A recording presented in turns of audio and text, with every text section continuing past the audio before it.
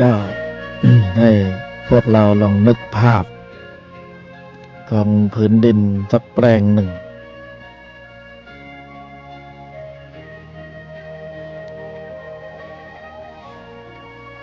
ต้นไม้ขึ้นค่อนข้างจะหลากหลายเผ่าพันธุ์ในพื้นดินผืนนี้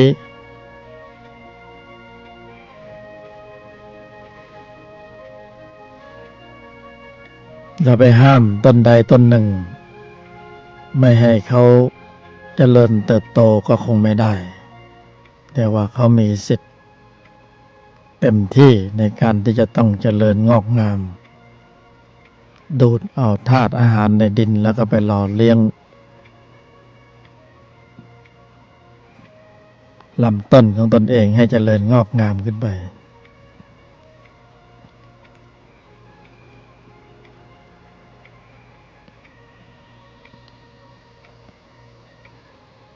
แต่มันมีความหลากหลายอยู่ในใจของเราเหมือนจิตหลายประเภททั้งกุศลและอกุศล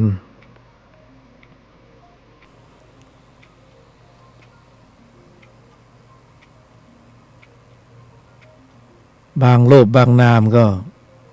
ต้นไม้พิษ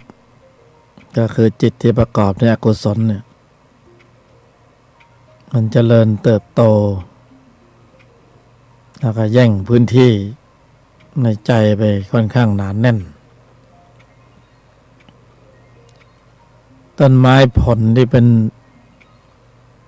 ส่วนที่เป็นกุศลก็มีแต่ว่าโตไม่เต็มที่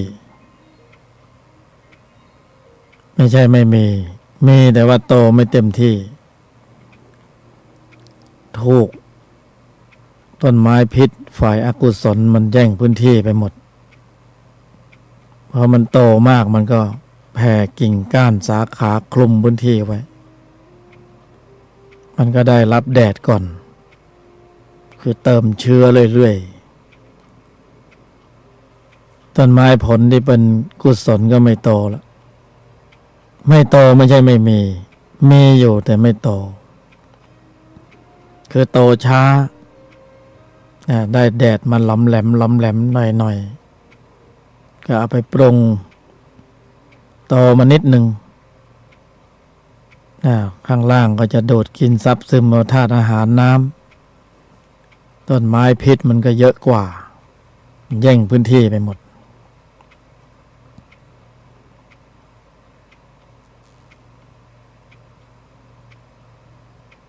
พื้นที่นั้นก็ถ้าเป็นต้นไม้พิษอย่างเช่นต้นมะยราบพื้นที่นั้นเราก็เรียกโดยสภาพองค์รวมที่มันมีปริมาณของต้นมะยราบอยู่มากเราก็เรียกว่าป่ามะยราบมีหนามแหลมขึ้นเต็มไปหมดถ้าเราตัดไม่ทันมันก็โตเร็วพอตัดไปสักพักหนึ่งมันก็เกลี้ยงไปรอบหนึ่งแต่ไม่นานมันก็งอกโตขึ้นมาอีกมันไม่ตายเพราะเราไม่ได้ถอนรากถอนโคนมันเพื่อเชื้อมันมีอยู่มันก็โตเพราะมันได้แดดได้ลมได้น้ำได้เหตุปัจจัยที่ถึงพร้อมมันก็โต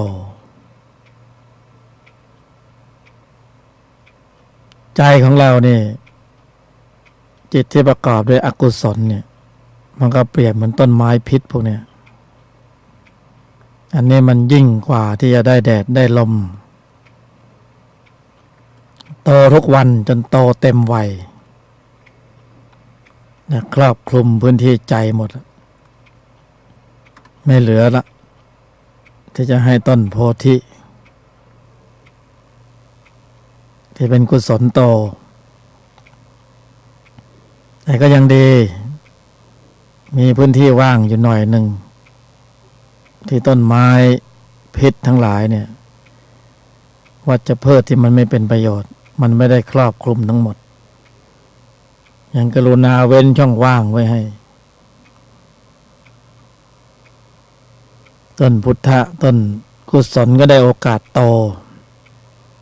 นะโตนี่เราเป็นเจ้าของใจเนี่ยที่ได้เป็นเจ้าเข้าเจ้าของก็มองเห็นประโยชน์ของต้นพุทธะต้นโพธิต้นกุศลต้นบุญแล้วก็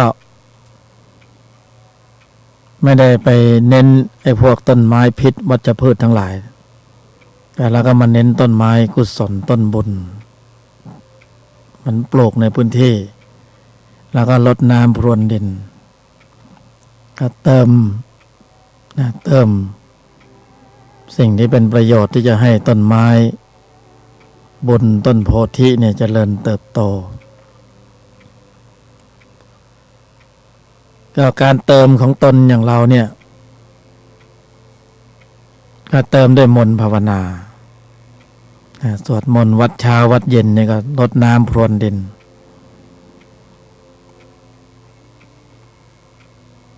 เติมด้วยจมงธรรมอย่างนี้นี่ก็ต้นโพธิก็จะสมบูรณ์ขึ้นแล้วก็เริ่มโตขึ้นแต่ระหว่างต้นบุญโตต้นบาปมันก็ใช่ว่าจะไม่โตมันก็โตตามสภาพของมันทีนี้เราต้องการที่จะให้ต้นบาปเนี่ยมันไม่ให้ส่งผลเต็มที่ถึงเราตัดมันก็ยังงอกอยู่แต่ถ้ามันโตเกินไปมันก็เป็นที่เกะกะละลานในพื้นที่นั้นก็เหมือนจิตที่ประกอบด้วยอกุศลเนี่ยถ้ามันมีความเข้มข้นปริมาณมากเกินไปมันก็เกะกะละลานเป็นนักเลงประจำใจคุมพื้นที่ตามซอกตามซอยนั้นซึ่ง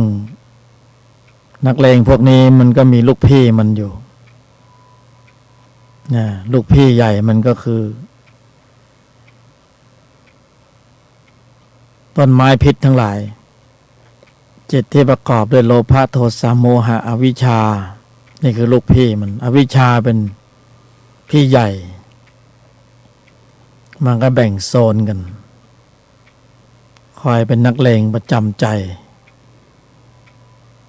คลุมพื้นที่ใจไว้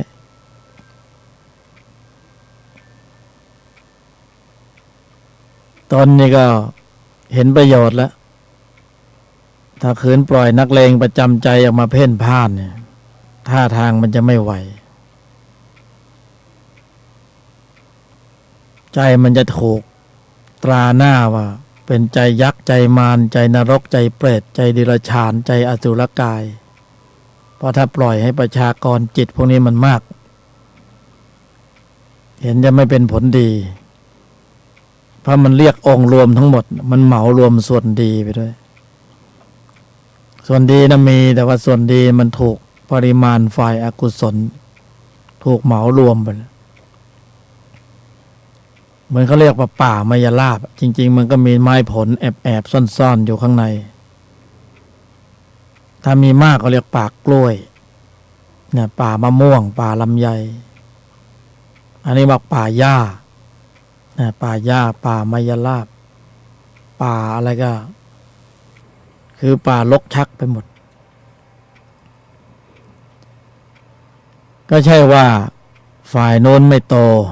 นะฝ่ายกุศลชั้นตนก็โตแต่ว่าโตเนี่ยสำคัญว่าโตระดับไหนนะโตเท่าเทียมกันมันก็ยังครึ่งกลางก็ยังไม่สามารถจะฟันธงได้ว่านี่เป็นป่าลำไยหรือป่าข้าวโพดสวนข้าวโพดสวนลำไยมันก็ไม่อาจจะฟันธงได้แต่ต้องเติมปริมาณให้มากขึ้น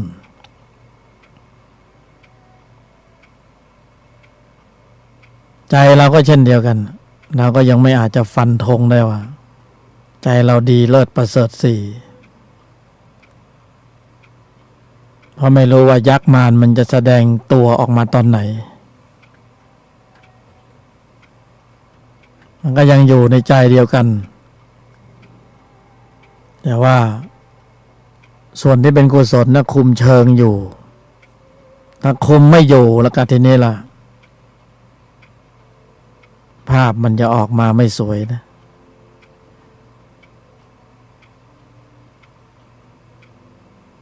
เพราะนั้นจับประเด็นในหลักการอยู่อย่างหนึ่งคือมันจะโตมันจะมีก็ปล่อยมันมีไปแต่ถ้าคุมอยู่มันก็โตไปเท่าไหร่มันก็ไม่มีความหมายขอให้คุมอยู่ปัญหาอยู่ที่ว่าใครจะมานั่งคุมไอ้พวกธรรมชาติฝ่ายเกิดชั้นตัวอกุศลเหล่านี้ถ้ามันเป็นจิตเนี่ยทำได้ดีที่สุดก็ต้องเมื่อมันเป็นจิตก็ต้องใช้จิตคุมจิต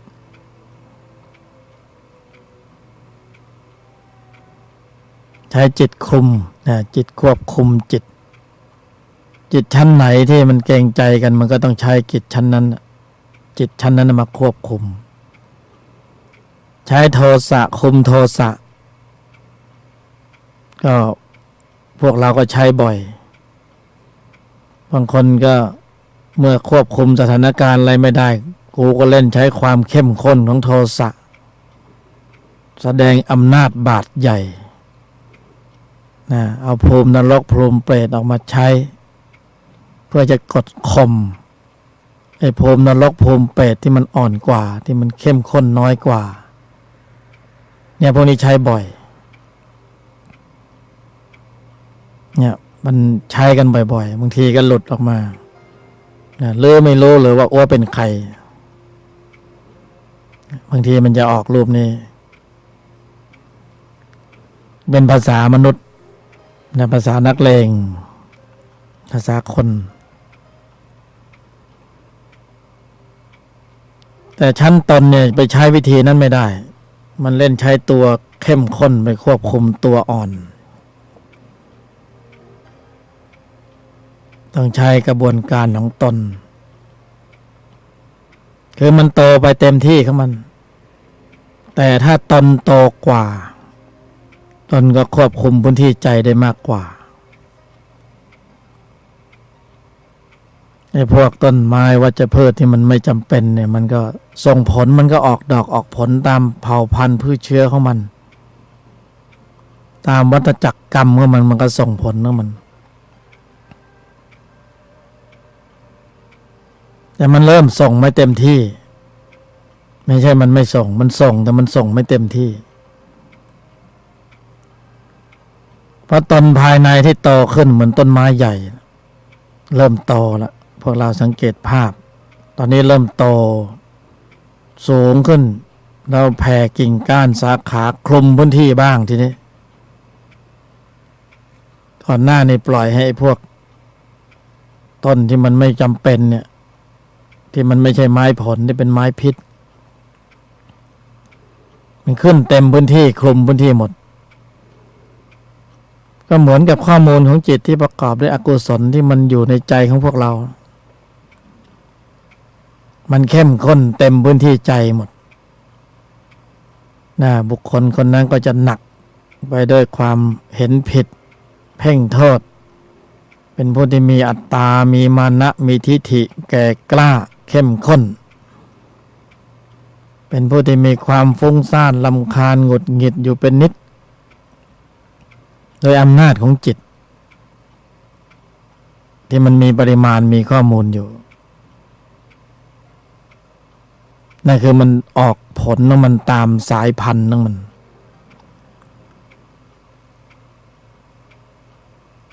ใครไปบังคับไม่ได้หรอกเขาเป็นของเขาอย่างนั้นนะกี่ปีกี่ชาติมันอนุรักษ์นิสัยตัวนี้ไว้มันก็เป็นอย่างนี้แหละอารมณ์ความรู้สึกลีลาบทบาทมันก็วาดวัฏจักรของมันขึ้นมารอบแล้วรอบเล่านะก็ปรากฏ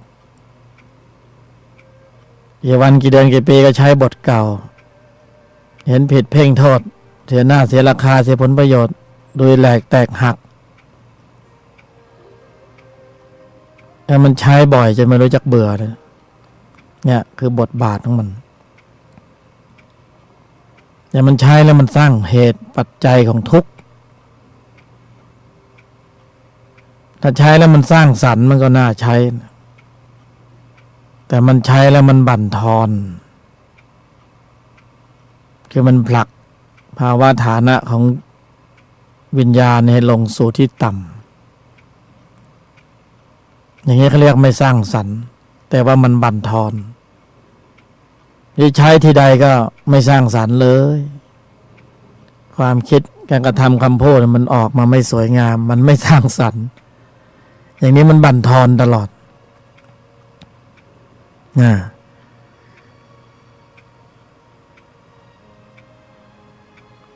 มันทอนตลอดเวลาบั่นทอน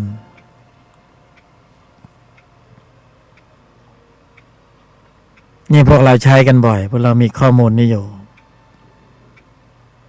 แต่พวกเราก็ไม่รู้สึกตัวถ้าเป็นไปตามสัญชาตญาณไม่รู้สึกตัว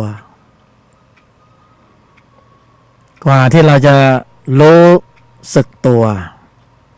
มันก็ยังเวิบไปเยอะเลยนะสร้างเหตุสร้างปัจจัยของวัฏจักรแห่งทุกข์ก็ไปหลายครั้งหลายรอบ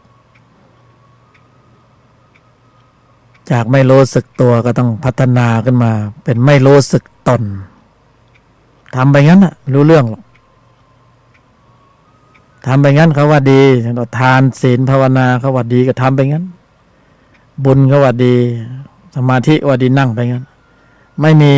ภูมิความรู้ความเข้าใจนี่ไม่รู้สึกตนแล้วก็พัฒนาขึ้นไปเรื่อยๆนะจนไปสู่ระดับรู้สึกตนรู้สึกตนยังแยกเป็นตนโลกิยะอีก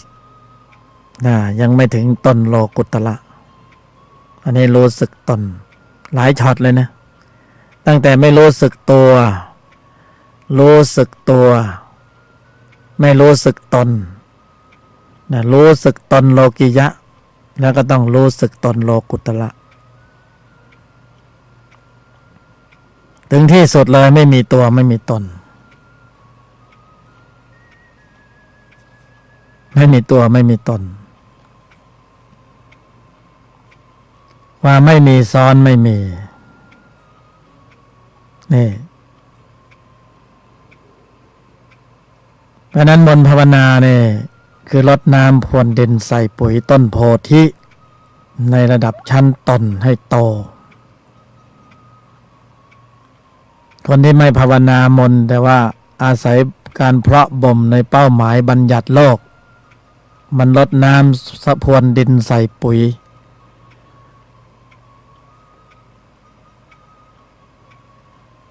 ในระดับชั้นตัวเพราะฉะนั้นตัวโลภะตัวโทสะตัวโมหะตัวอวิชชาเนี่ยมันก็เข้มข้นหนาแน่น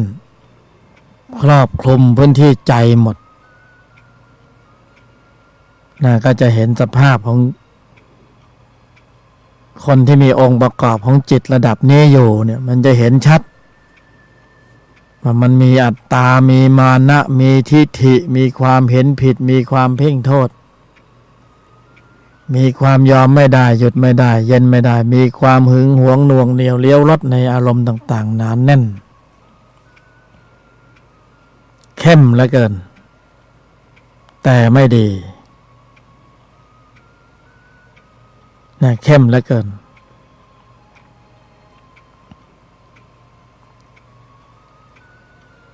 นี่พวกเราเริ่มรู้นะเริ่มเข้าสู่ลำดับของความรู้สึกเห็นประโยชน์ในชั้นตนนะถึงแม้อาจจะดำเนินไปแบบไม่รู้สึกตนแต่เดี๋ยวก็ดีเองก็เร่งเพียรที่จะสร้างชั่วโมงธรรมก็โดยพื้นฐาน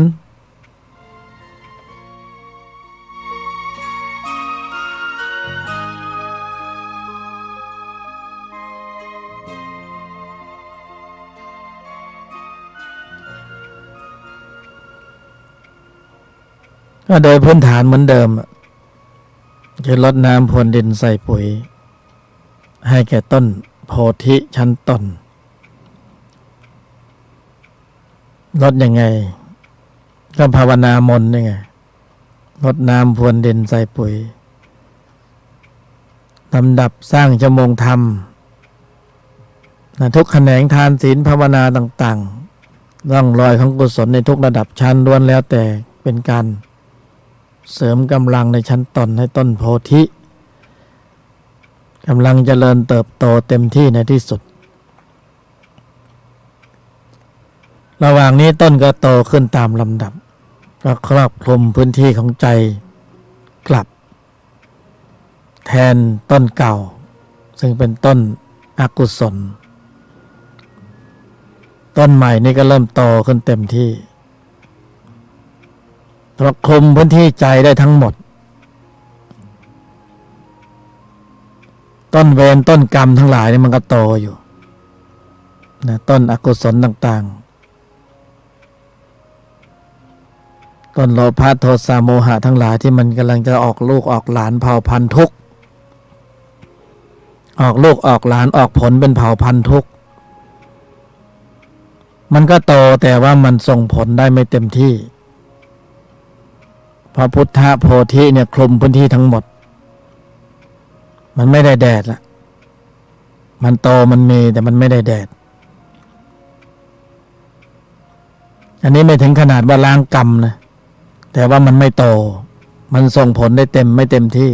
มันฝ่อมันไม่ออกดอกออกลูกเต็มที่แต่ไม่ใช่ว่ามันตายมันยังไม่ตายมันมีพืชเชื้ออยู่ก็จริงแต่เมล็ดมันฝ่อละมันไม่ออกไม่ส่งผลนี่ตนทั้งหลายจะต้องพัฒนาให้ต้นโพธิเหมือนต้นไม้ใหญ่ให้มันคลุมพื้นที่ใจให้ได้แบบนี้เหมือนเราปลูกต้นไม้ใหญ่เริ่มคลุมพื้นที่หมดแล้วไอ้ต้นไมยราบต้นหญ้าต้นอะไรที่มันเกะกะเรี่ยราดเป็นจิตภูมิชั้นหยาบทั้งหลายมันเริ่มไม่ได้แดดได้ลมมันก็เริ่มไม่โตมันก็ออกดอกออกผลได้ไม่เต็มที่แต่บางทีมันกลับกันเนี่ยต้นโพธิก็ไม่โตไอ้ต้นเวรต้นกรรมเนี่ยมันโตโลภะโทสะโมหะมันโตเต็มที่อยู่ในใจเรามันส่งผลหัวทิ่มหัวตำไปหมดมันส่งผลไงมันออกผลเนี่ยที่มันออกพร้อมกันเสื่อมลาภเสื่อมยศนินทาทุกข์มันออกพร้อมกันโอ้โหเต็มพื้นที่ใจดับเบิ้ลบางคนที่มันโดนแบบผีซ้ำด้ามพลอยทุกข์แล้วทุกข์อีกเจอหนึ่งไม่พอเจอสองเข้าไปเบิ้ลเข้าไปอีกนะเคยเห็นหลายคนเจอบางคนโอ้นั่นคือมรสุมชีวิตต่างๆที่มันมีจากการส่งผลของพืชเชื้อภายในเป็นพื้นฐานแล้วก็ลำดับสู่ภายนอกก็ส่งผลทุกข์แล้วทุกข์อีกทุกข์ไม่รู้จะทุกข์ยังไงมันเบิ้ลแล้วเบิ้ลอีกซ้ำเพราะผีซ้ำด้ามพลอยหาสาเหตุไม่เจอต้นโพธิไม่กำลังเกิดขึ้นก็มองไม่เห็นที่มาที่ไปมองไม่เห็นที่มาที่ไปก็ตีอกชกตัวมันทำไมดวงกูมันซวยอย่างนี้คนอื่นไม่เห็นเป็นเลยทำไมถึงเกิดขึ้นแต่เราทำไมถึงต้องเป็นเรามันก็จะบ่นไปนี่มันเป็นเพราะอะไรหาไม่เจอทำไมจนจึงไม่รวยสักทีมันจะว่าเนี่ยต้นโพธิไอ้ต้นโพธิมีพืชเชื้อเผ่าพันธุ์ไม่พัฒนาไม่ปลูกมันไปปลูกต้นผิดต้นพิษมันให้ความสำคัญผิดต้นใจมันก็เลยทุกข์มาต้นทุกข์มันโตเต็มที่ในใจมันก็ทุกข์นี่ต้นที่ส่งผลให้ใจเป็นสุขแล้วไม่ส่งเสริมลืมไปให้ความสำคัญกับต้นอื่นไม่ให้ความสำคัญกับต้นโพธิชั้นตนไม่ให้ความสำคัญกับมนต์ภาวนาให้หล่อเลี้ยงใจตลอดเวลาไม่ให้ความสำคัญ เมื่อไม่ให้ความสำคัญแล้วจะเอาดอกเอาผลได้ไหมเนี่ยก็เหมือนกันนะต้นไม้2 ต้นเราไปรดน้ำพรวนดินอีกต้นหนึ่งปล่อยมันแห้งเหี่ยวมันก็บอกเมื่อไหร่จะรดน้ำสักทีเราก็ไม่รดสักทีมันก็ไม่โตพอไม่โตแล้วจะเอาผลเขาได้ไหมเนี่ยเวลาทุกมาเอาผลเนี่ยจะเอาเหตุผลเอาภูมิธรรมภูมิปัญญาที่ไหนไปชำระไม่เพาะบ่มไม่เพาะเลี้ยงเพราะนั้นไปให้ความสำคัญกับบางอย่างซึ่งมันไม่ใช่บางอย่างที่ใช่ไม่ให้ความสำคัญเดี๋ยวจะลองอดควรได้ไหมเนี่ยใครช่วยใครได้เพราะตัวสร้างเหตุตัวก็ต้องได้ผล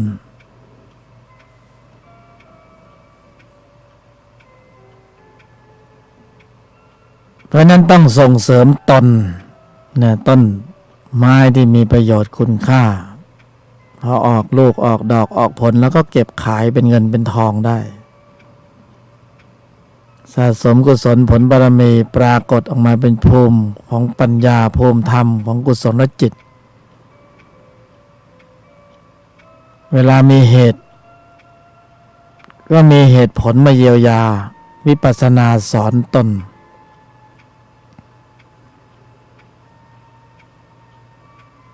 คือไม่ว่าจะสัมผัสสภาวะข้อมูลเก่ามันจะมาไม้ไหนมันก็มีเหตุผลชำระล้างหมดคือกลบมีเหตุผลภูมิปัญญาเหนือเหตุผลชั้นตนอยู่เหนือชั้นตัวเพราะนั้นเหตุผลในชั้นตัวในใช้ชั้นตัวไปแก้ไขมันแก้ไม่ได้เหมือนพวกเขาปรองดองแต่มันเป็นเหตุผลชั้นตัวมันปรองดองไม่ได้หรอกมันต้องใช้เหตุผลชั้นตน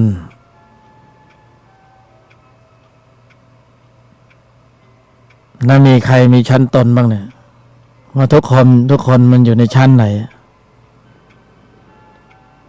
ถ้ามันอยู่ในชั้นหยาบมันก็กัดกัน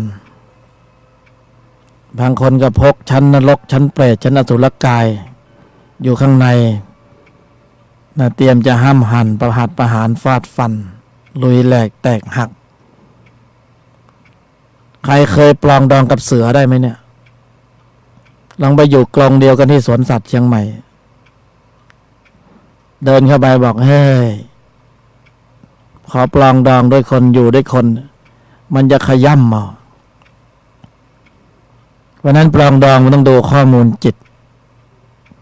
ว่ามันพกจิตตัวไหนมาถ้ามันพกนรกมาเปรตมาอสุรกายมาก็อย่าไปหวังเลยความปลองดองนั่นน่ะความปลองดองที่สมบูรณ์แบบจะอยู่ในยุคนู้นไม่ใช่ยุคนี้ยุคนี้มันปลองดองแบบเทียม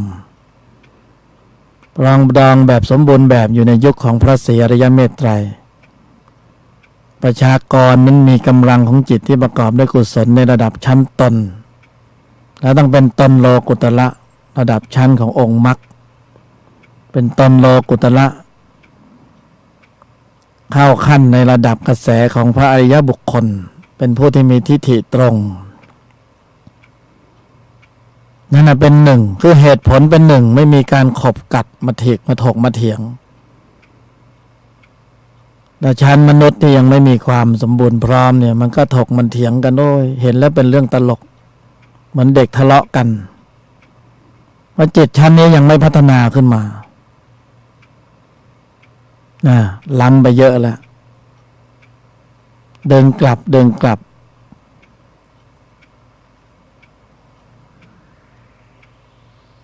ให้พวกเราไปคิดต่อเป็นปัญญา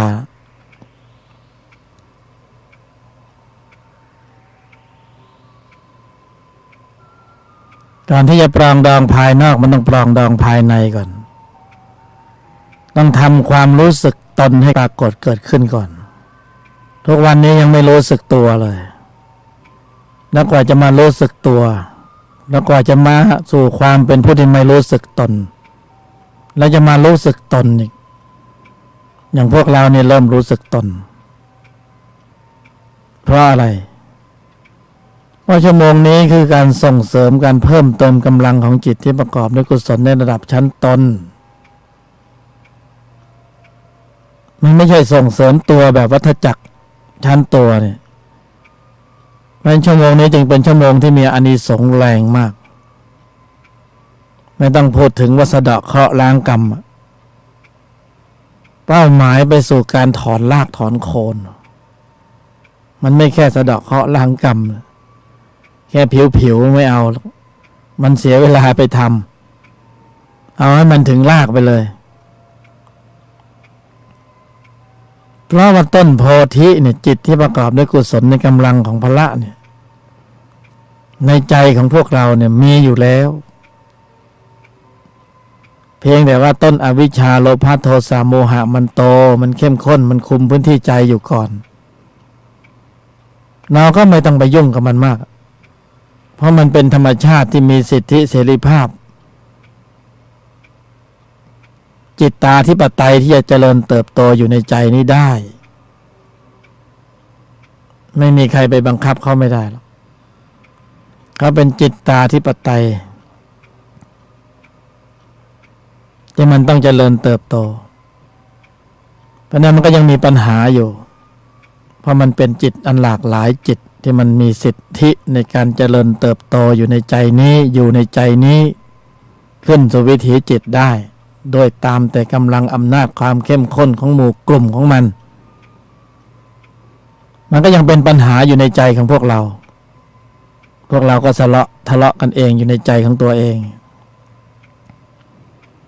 แต่ใจของเรามันจะหมดปัญหามันจะไม่มีปัญหาอยู่ในใจเลยเมื่อใจนี้ถูกพัฒนาขึ้นเป็นอาริยจิตนี่มันเป็นอริยจิตพระอริยจิตคือจิตเหนือจิตไม่ต้องมีจิตไหนมาแสดงเหตุผลแล้วเพราะเหตุผลต่างๆมันดับหมดแล้วเหลือแต่ความรู้ควรอยู่ภูมิเดียว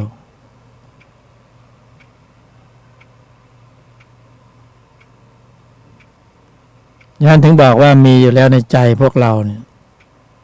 ตนสติตนสมาธิตนปัญญาที่กำลังพัฒนาขึ้นมา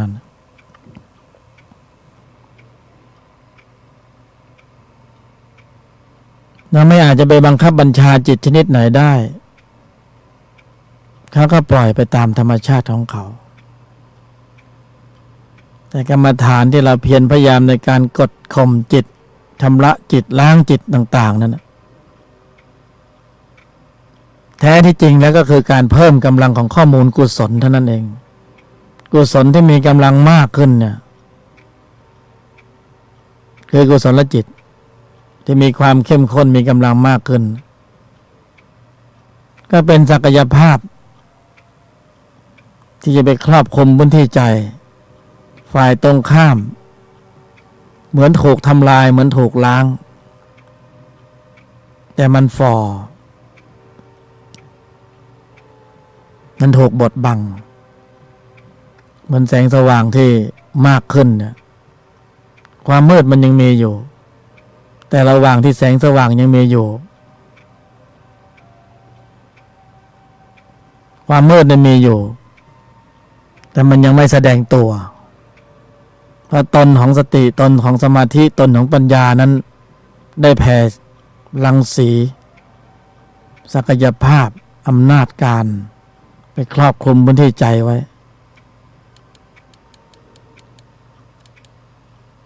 เพราะนั้นเป้าหมายเราเนี่ยไม่ต้องไปยุ่งกับเขาไม่ต้องไปเพ่งโทษเขาไม่ต้องไปวิตกกังวลว่ามันฟุ้งซ่านแล้วมันรำคาญแล้วมันหงุดหงิดแล้วมันเหนื่อยหน่ายเดินหน้าสร้างชั่วโมงธรรมอย่างเดียว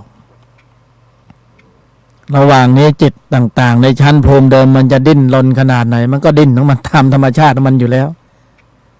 ถึงเราไม่กรรมฐานมันก็ดิ้นของมันอยู่แล้วเรากรรมฐานมันก็ต้องดิ้นมากขึ้น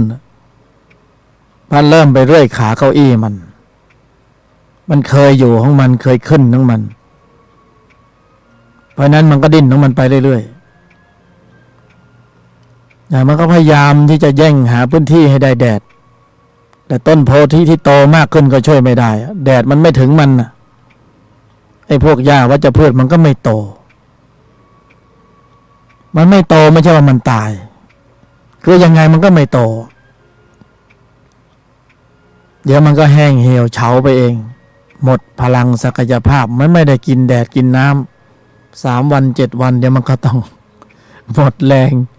บ่อรักเนี่ยเพราะนั้นเดินหน้าสร้างชั่วโมงธรรมเจริญมนต์ภาวนาอย่างเดียวเก็บชั่วโมงธรรมอย่างเดียวเหมือนคนทำงานก็ต้องเดินหน้าทำงานสร้างชั่วโมงOTได้เงินได้ทองมากขึ้นค่าใช้จ่ายมันมีแต่เราไม่หยุดที่จะเดินหน้าที่จะสร้างงานสร้างเงินจ่ายได้จ่ายไปจ่ายจนสุดจ่ายมันก็จะเหลือจากการจ่ายจนสุดแล้วสุดจ่ายแล้วก็จะเหลือจ่ายพอเหลือจ่ายเราก็เหลือเก็บพอเหลือเก็บเราก็รู้สึกอุ่นใจเพราะมันมีเงินเก็บแต่เราไม่มีเงินเก็บเราจะรู้สึกหวาดหวั่นเย็นแล้วตุนไว้แล้วในบัญชีมีหลายหลัก2 หลัก3 หลักช่วยไม่ได้4 หลัก5 หลักมันต้อง7 หลักเราก็จะรู้สึกอุ่นใจเราสะสมชั่วโมงธรรมเนี่ยเราก็จะอุ่นใจเหมือนกันชั่วโมงธรรมที่มีกำลังมากขึ้นก็จ่ายให้เจ้ากรรมนายเวรมันบ้างจ่ายซะจนหมดจ่ายสุดจ่ายแล้วทีนี้ก็จะเหลือจ่ายเราไม่ต้องจ่ายแล้วทีนี้เก็บอย่างเดียวเก็บกุศลผลบารมีตุนไว้มากๆเป็นยังไงจะไปไหนก็ไปได้จะไปสวรรค์ก็มาดูข้อมูลของบุญดิขอเช็คบัญชีบุญบารมีที่เก็บสะสมไว้โอ้ชั้นนี้ไปถึงภูมิไหนได้ทั้งนั้นเลยแต่ตรวจบัญชีดูไอ้ยาบัญชีบุญบารมีไม่มีเหลือเลยติดลบเขาไม่ให้ผ่านด่านติดลบเขาบอกผ่านด่านไม่ได้คุณสมบัติไม่พอตัวเลขนะตัวเลขไม่พอมันไม่มีเงินเป็นหลักประกันไปขอวีซ่าอเมริกาได้ไหมไปไม่ได้เพราะมันไม่มีตัวเลขไม่มีคนรับรองต้องมีบัญชีเงินฝากใช่ไหมแค่ไปอเมริกาไปอเมริกาไม่ได้ไปไหนดีไปผ่านด่านแม่สายไปท่าขี้เหล็กไปบอร์เดอร์พาส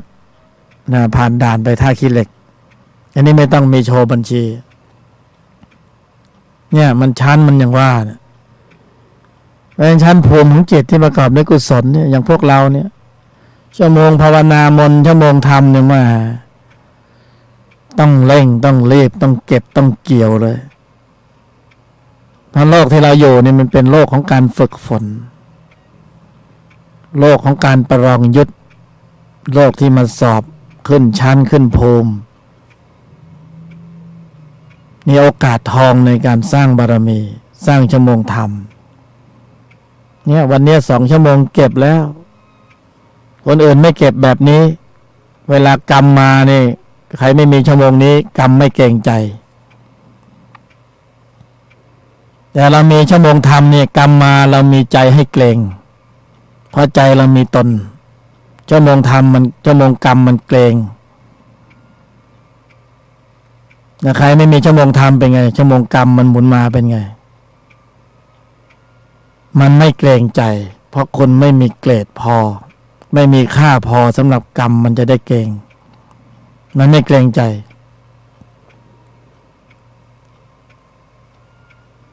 แต่พอมีตนเนี่ยมีผลบารมีสะสม2 ชั่วโมงนี้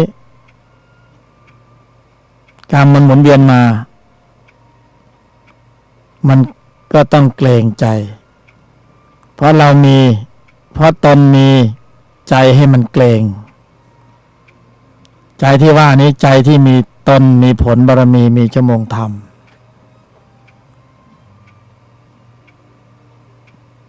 เพ ราะนั้นโอกาสในการเจ็บตัวเจ็บใจมันก็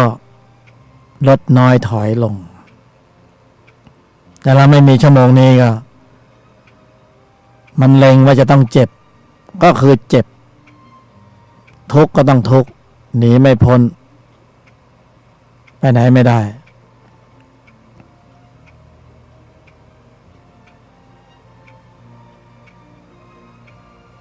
เพราะนั้นถึงบอกว่าสิ่งแวดล้อมรอบตัวเนี่ยมันเป็นอุปกรณ์อย่างดีเป็นข้อสอบอย่างดีที่สร้างสรรค์ให้เราได้สร้างตนภายในเพราะนั้นใครจะมีอุบายวิธีในการเก็บเกี่ยวอย่างไรก็ขึ้นอยู่กับการบริหารภายในของแต่ละรูปแต่ละนาม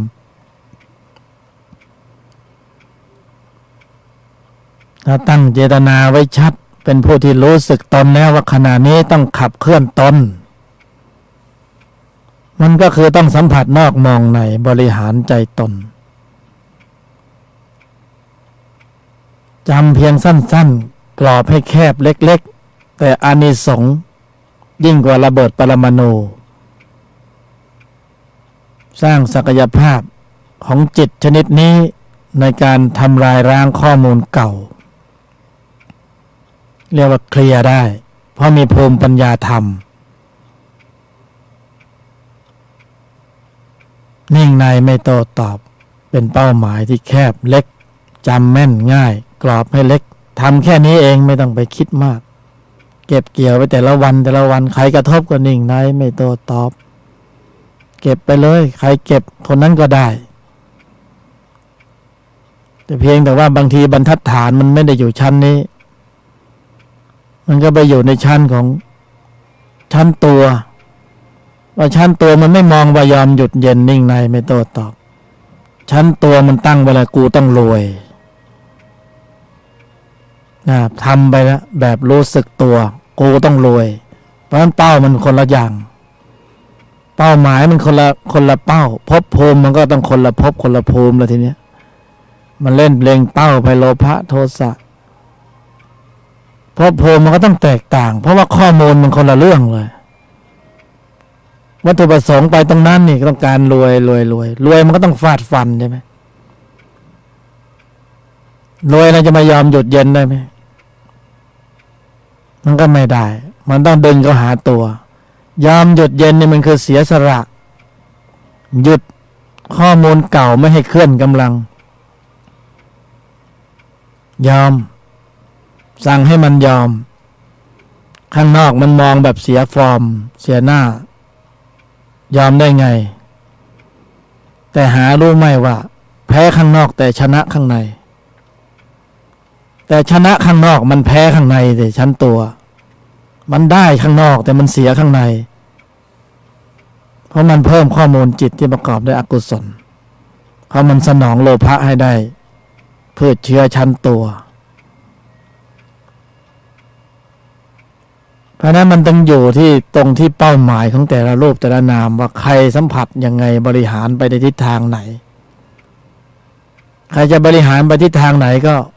ก็ไปสู่ทิศทางนั้นอย่างนี้เขาเรียกว่าเลือกเกิดได้เลือกเกิดได้จะไปนรกไปเปรตไปอสุรกายเป็นที่หมายแล้วก็ต้องเพาะเชื้อของโลภะโทสะโมหะอวิชชาไว้เยอะ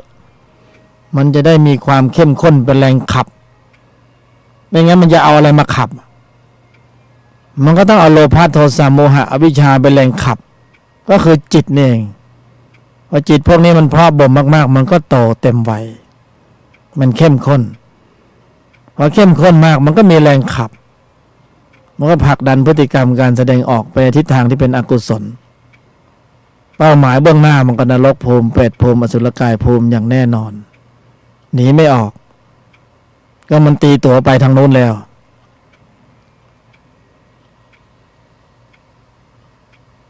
นี่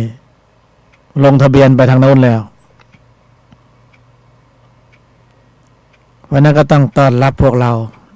นักเรียนใหม่ที่เห็นภูมิเก่าเป็นภูมิที่ไม่น่าอยู่เริ่มลงทะเบียนใหม่ลงทะเบียนใหม่ไปโลกุตตรภูมิกันจะถึงช้าถึงเร็วถึงแน่แต่ถึงเมื่อไหร่นั้นไม่รู้เหมือนกัน นะใครจะเวียนตายเวียนเกิดอีกกี่ภพกี่ชาติเป็นเรื่องของความเพียรความตั้งมั่นก็ทำจริงใครเก็บชั่วโมงได้มากก็เหมือนขึ้นที่สูงจะเริ่มมีความรู้สึกตนมากขึ้นตามลำดับพอความรู้สึกตนมากขึ้นมันเห็นภาพรวมเห็นองค์รวมพอเข้าสู่กระแสในกำลังของความเพียรสมปทานสี่มันจะทวีกำลังมากขึ้นเหมือนนักกีฬาวิ่งเข้าเส้นชัยเห็นไหมพอเขาเป่านกหวีดเสียงปืนดังตุ้มมันก็วิ่งแหละวิ่ง400 เมตรนะพอผ่านไป100 เมตรแหมมันก็เขี้ยวเข็นนะซอยเท้าเต็มที่200 เมตรผ่านเข้าโค้งแล้วเป็นนักกีฬาเก่านะผู้บรรยายกธรรมนักกีฬาเก่าพอผ่านโค้งสุดท้ายเข้าทางตรงเห็นแล้วเห็นเส้นชัยแล้วเว้ยเป็นยังไงมีแรงเท่าไหร่อัดให้เต็มที่โอ้โหในตอนสุดท้ายเป็นไงกองเชียร์นี่ก็หึมเขากำลังดูกูวิ่งอยู่เพราะนั้นวิ่งให้เต็มที่แต่มันวิ่งมาตั้ง300 เมตรแล้วเร่งยังไงก็เร่งไม่ขึ้นแต่ก็ใจมันสู้นะช่วงสุดท้ายมันจะสปีดให้เร็วที่สุดนี่พละก็เช่นเดียวกันพละที่เริ่มเข้าสู่ลำดับชั้นรู้สึกตนเนี่ยเห็นเป้าหมายชัดช่วงท้ายจะเร็วขึ้นนะแต่ระหว่างที่ยังไม่เข้าร่องเข้ารอยเนี่ยมันอืดพอวิ่งเข้าเส้นชัยจะเป็นลมก็ไม่เป็นไรหรอกขอได้เข้าเส้นชัย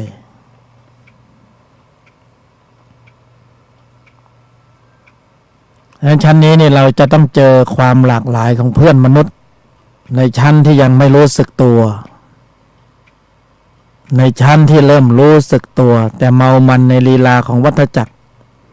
หน้าที่การงานขยันเหลือเกินเพราะเป้าหมายเขาอยู่ที่ความรวยปัจจัย5นี่ก็ลำดับเข้าสู่ชั้นของ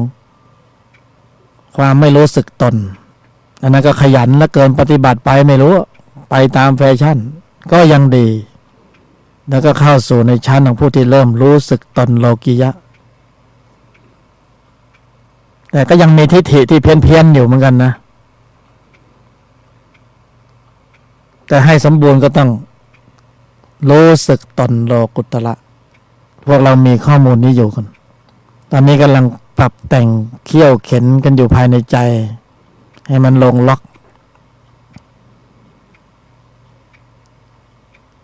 นี่คือความแตกต่างที่ของชั้นภูมิจิต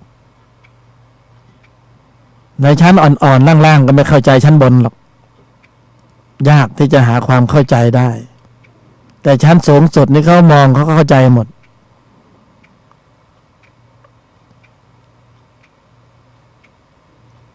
วันนั้นถึงบอกว่าผู้ปฏิบัติธรรมบางทีเนี่ยเราอยู่ในหมู่กลุ่มเราอยู่ในเผ่าพันธุ์เพื่อนฝูงสหธรรมิกผู้ร่วมปฏิบัติธรรมกัลยาณมิตร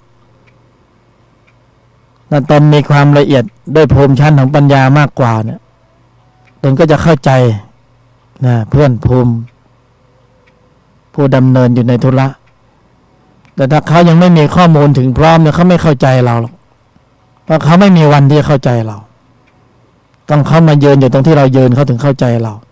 แล้วเขาก็ไม่จำเป็นต้องมาเข้าใจเราแต่ความจำเป็นของเราคือต้องเข้าใจเขา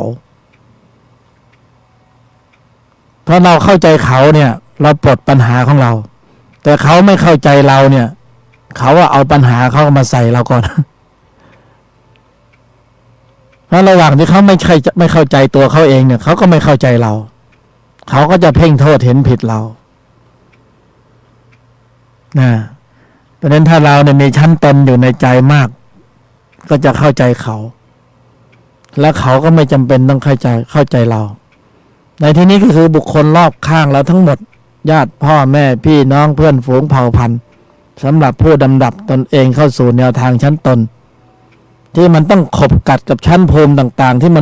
มันอยู่ด้วยกันตามสัญญาตามร่องรอยเนี่ย มันต้องมีเหตุผลต้องมาขบกัดกัน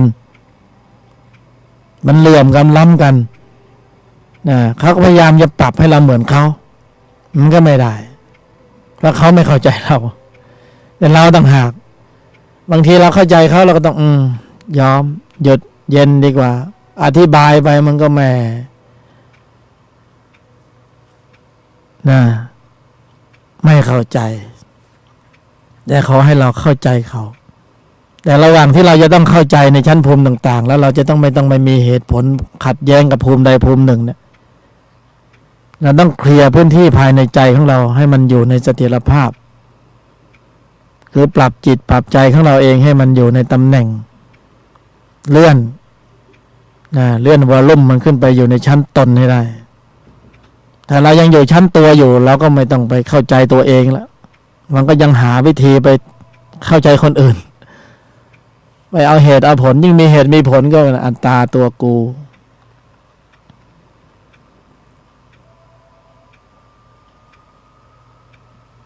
1 ชั่วโมงทำผ่านไปแล้ว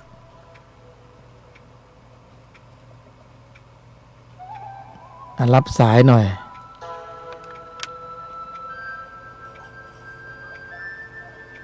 เชิญครับสวัสดีปีใหม่ครับสวัสดีปีใหม่ผมแฟนพันธุ์แท้ครับมาละแฟนพันธุ์แท้ครับ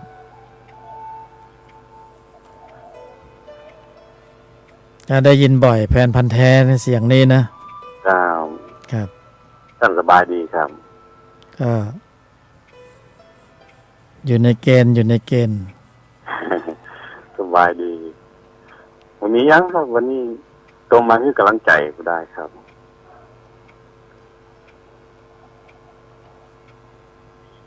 ก็แม่ริมเป็นไงบ้างช่วงนี้แม่ริมก็มียังครับมีงานบุญใหญ่อยู่แถวไหนบ้างไม่มีเลยครับเห็นนักปฏิบัติธรรมอยู่ที่วัดป่าดาราพิรมกันเข้มข้นแม่นละครับมีวัดป่านะครับมาปฏิบัติธรรมได้เลย เป็นวัดที่ต้องบอกกัลยาณมิตรว่าถ้ามีโอกาสเนี่ยต้องไปกราบนมัสการภูมิ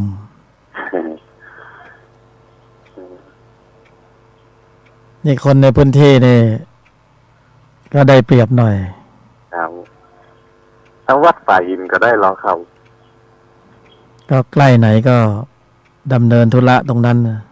ครับวัดป่าอินก็ได้ม่วนครับ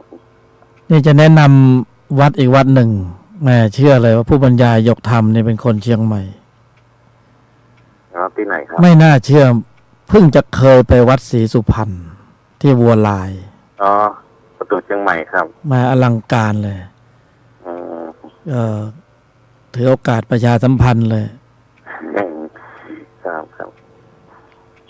แล้วอีกกันนะครับครับนมัสการสวัสดีครับนโมทนาวัดศรีสุพรรณนี่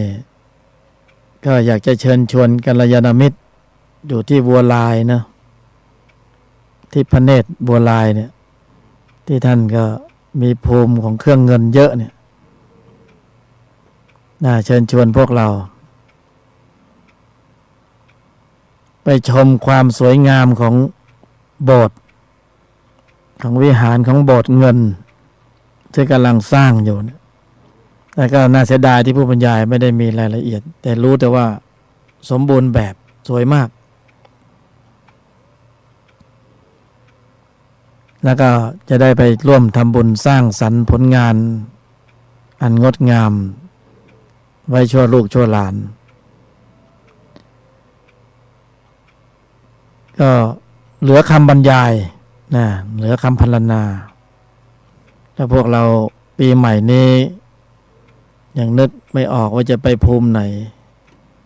สงกรานต์ก็เป็นสถานที่บุญสถานที่หนึ่งควรแก่กันไปกราบไปนมัสการไปเห็นศิลปะของความวิจิตรพิสดารอันงดงามของโบสถ์เงิน สร้างโดยเงินทั้งหลัง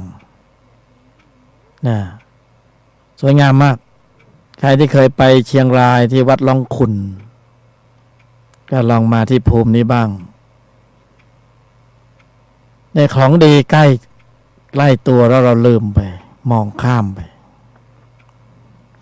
ต้องให้พวกเราไปชมกันเอง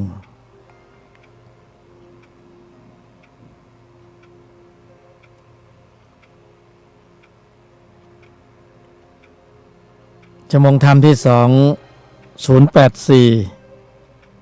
2084ประธานโทษ053810406พวกเรากัลยาณมิตรมีประเด็นใดที่อยากจะนำเสนอสื่อสารก็เชิญแฟนรายการที่แม่ริมก็ได้เปิดประเด็นไปสายแรกแล้ว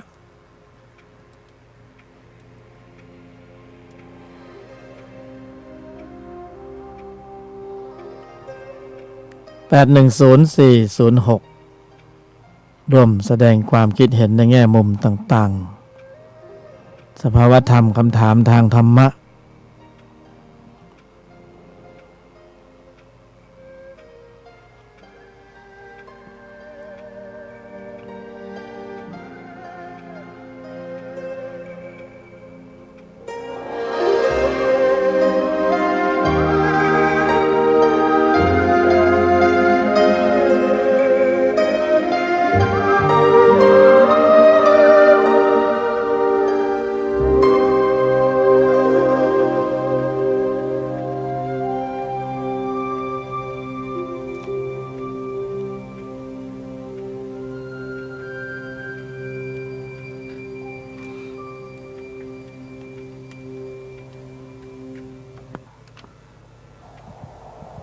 เชิญครับ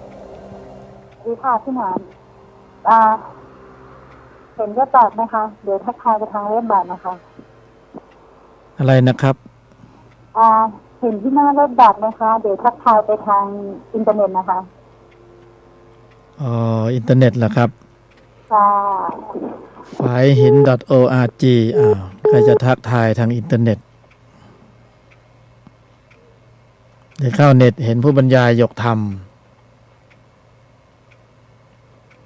เห็นความหล่อไปหมดฝายหิน .org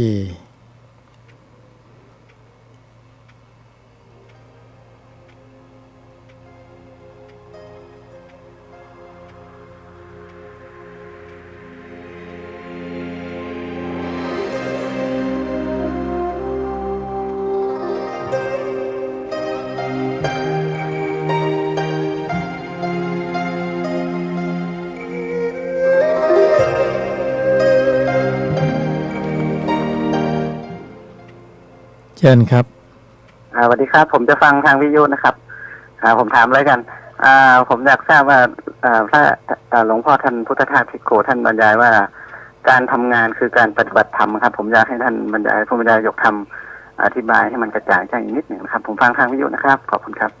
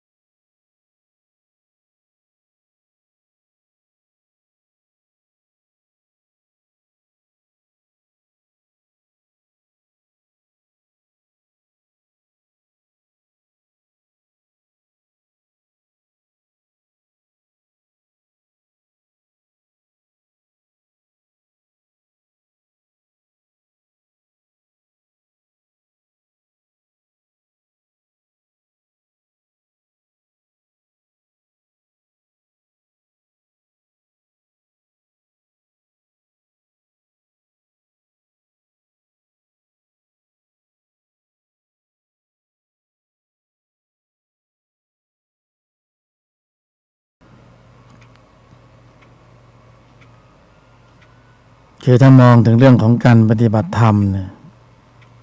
ตั้งแต่มดแมงตัวน้อยๆจนถึงไดโนเสาร์เต่าล้านปีที่มันสูญพันธุ์ไปสรรพสัตว์ในโลกล่าในทั่วจักรวาลล้วนแล้วแต่ปฏิบัติธรรมคือกำลังพัฒนาไปสู่ความสมบูรณ์ที่สุดส่วนใครจะสมบูรณ์แบบไหนชั้นไหนมันก็ต้องแยกย่อยไปเพราะฉะนั้นทุกบทบาทที่เราใช้ดำเนินอยู่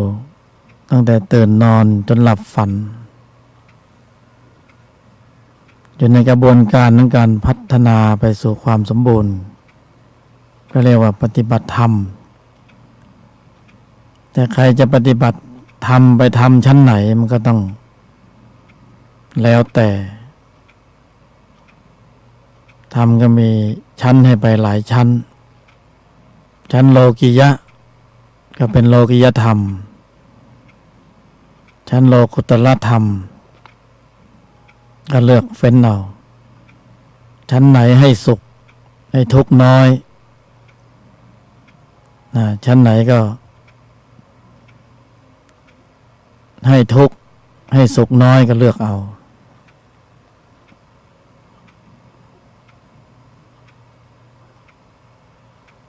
นั่นอยู่ที่เป้าหมายและความรู้สึกมาขณะนี้รู้สึกตัวหรือเปล่าว่าเป้าหมายที่ดำเนินอยู่บางคนไม่รู้สึกตัวก็เป็นไปตามสัญชาตญาณปล่อยไปก็ปฏิบัติธรรมเหมือนกันแต่พวกเรานี่เริ่มรู้สึกตนเป้าหมายมันเริ่มชัดก็ปฏิบัติธรรมหมด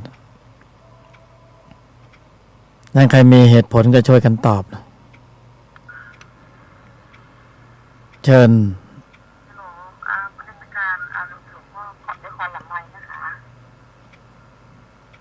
มีหลังไมค์ด้วยเหรอหน้าไมค์ไปเลยเชิญค่ะพอดีอยากตั้งใจจะทำป้ายที่วัดไซหินให้ค่ะเป็นสัญลักษณ์ค่ะก็อนุโมทนาด้วยอยากทราบรายละเอียดเดี๋ยวยังไงถึงจะไปที่วัดเนาะหลวงพ่ออยู่ที่วัดตลอดเลยป่ะคะท่านพระอาจารย์อยู่ตลอดเวลาก็เป็นแฟนคลับของเลวเขาอะค่ะเคยเกินไปไว้ว่าเดี๋ยวจะไปละเอียดแล้วก็จะบอกให้อนุเพราะว่าอยู่หลังวัดศรีสุพรรณนะคะวัดศรีสุพรรณที่บัวลายใช่ไหมอยู่หลังวัดช่วยสาธยายหน่อยแหมผู้บรรยายประทับใจในวัดศรีสุพรรณมากเลยแต่ว่าในวัดจะเป็นนูนสูงอะไรเงี้ยของหนูก็พอไปวัดวาได้เลยก็ไม่เคยสร้างเต็มตัวค่ะก็พอได้ค่ะตั้งใจว่าจะทำป้ายถวายวัดเลยค่ะครับแล้วยังไงจะไปหาที่วัดเนาะครับอนุโมทนาครับค่ะสวัสดีค่ะ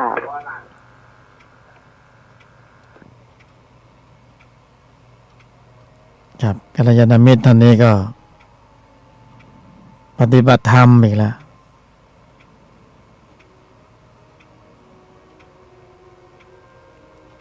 มันแล้วแต่คนมองนะบางคนมองเรื่องการปฏิบัติธรรมก็จะมองว่าต้อง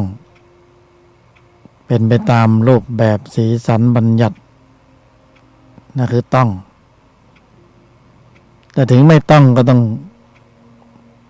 ลำดับไปสู่ความสมบูรณ์บางทีก็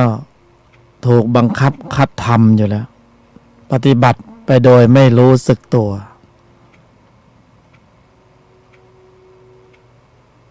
เนี่ยคนขับรถเขาก็ไม่ได้คิดว่าเขาจะปฏิบัติธรรมหรอกแต่ในใจเขาก็ต้องกั่นกรองไว้เขาจะต้องพาผู้โดยสารไปถึงเป้าหมายเขาต้องสำรวมระมัดระวังนั่นก็ปฏิบัติธรรมแล้วแต่ถ้าเขามีเจตนารู้สึกตัวขึ้นมามันก็เลื่อนชั้นขึ้นมา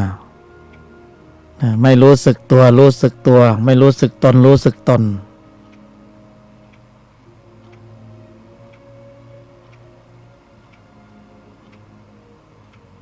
จนเป็นความรู้สึกตนที่สมบูรณ์แบบว่าเป้าหมายของชีวิต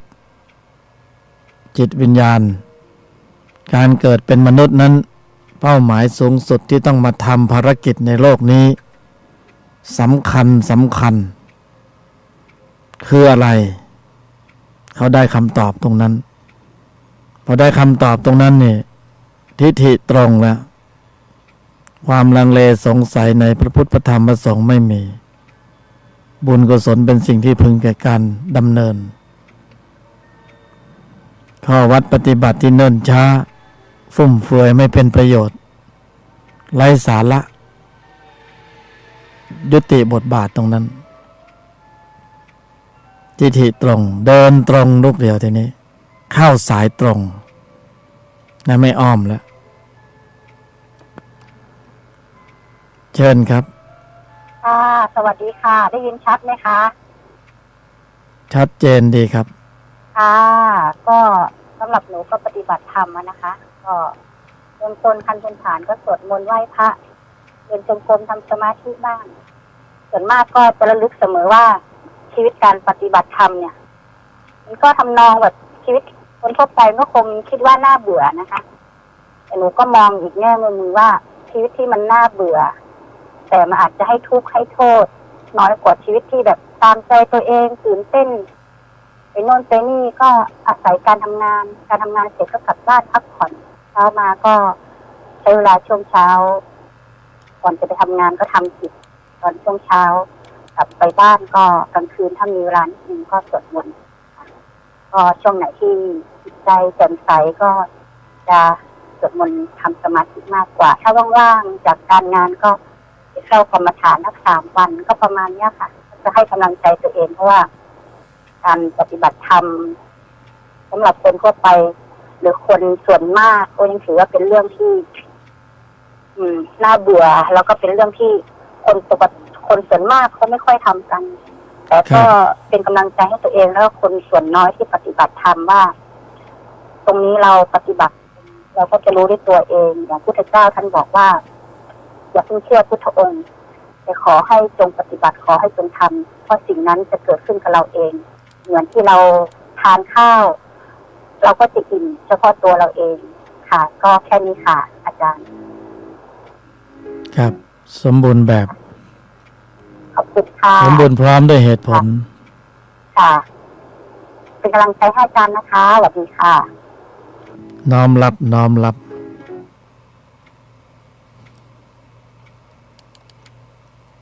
ต่างเป็นกำลังใจให้แก่กันและกัน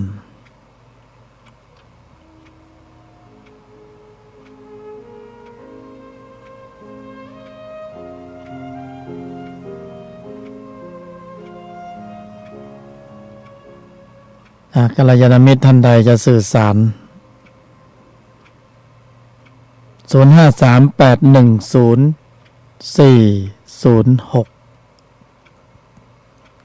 0538104406กำลังลำดับ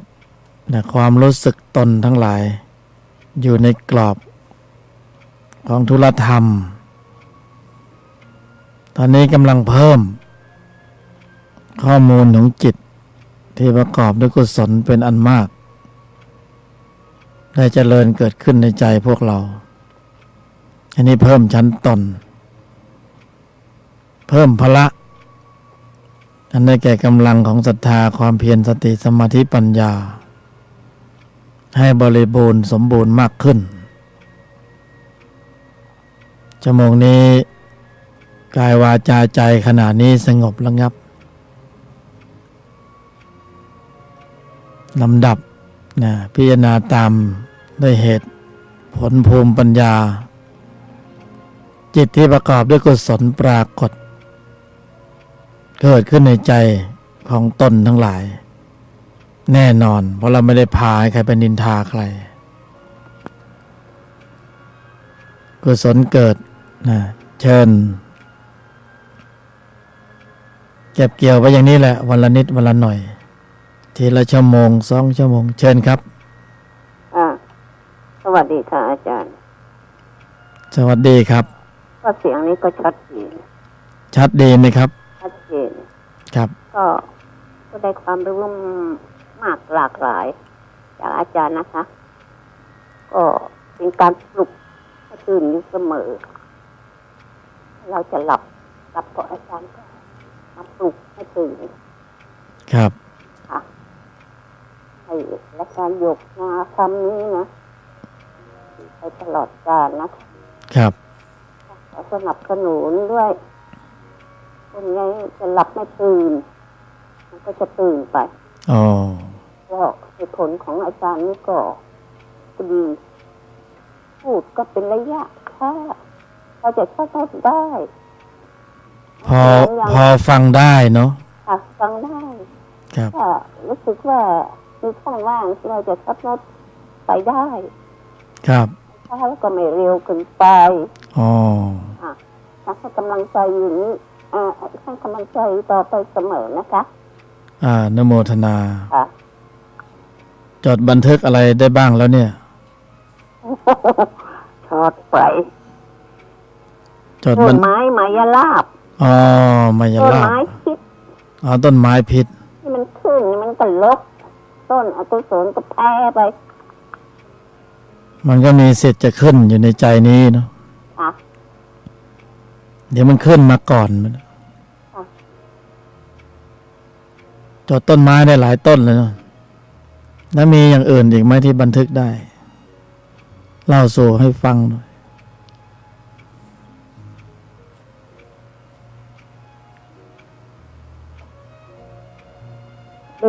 เดินตรงเข้าสายกลาง อ๋อ สายตรง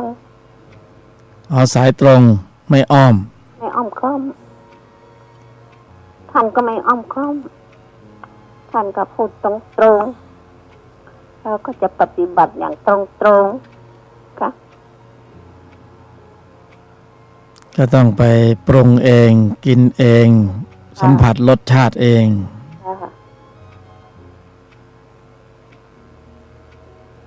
ก็อนุโมทนาครับ ค่ะ สมบูรณ์แบบ ค่ะขอบคุณ อนุโมทนา ค่ะ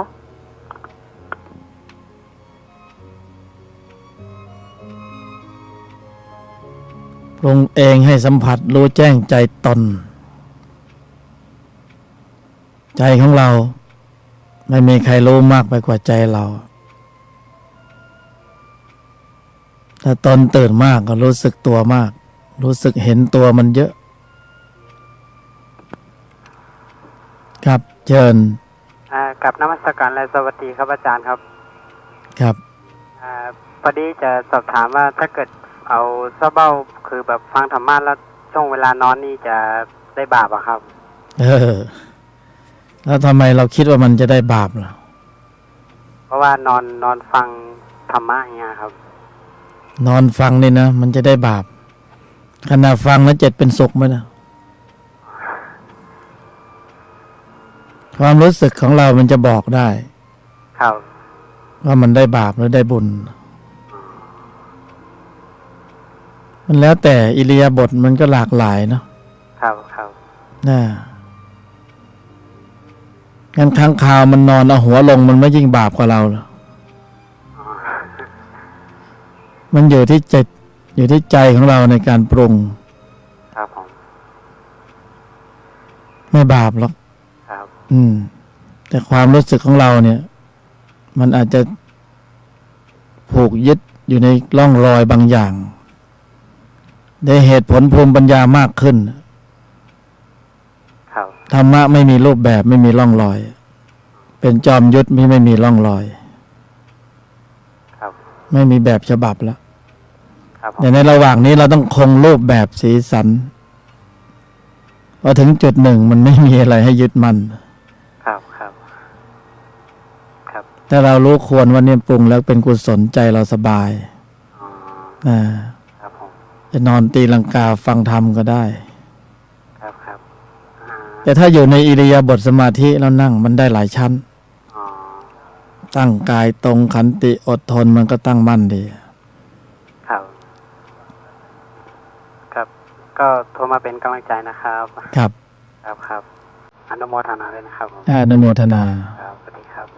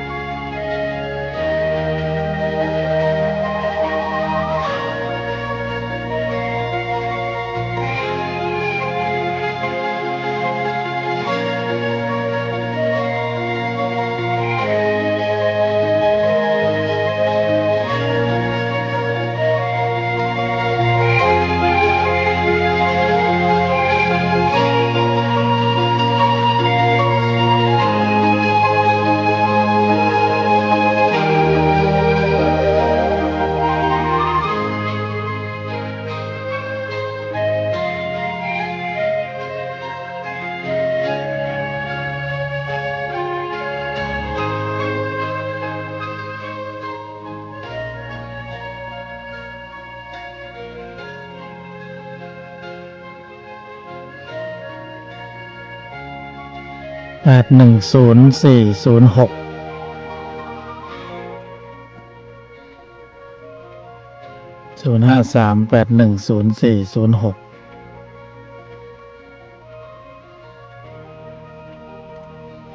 เปิดโอกาสให้กัลยาณมิตรได้แสดงภูมิปัญญาคำถามสภาวะทางธรรมะ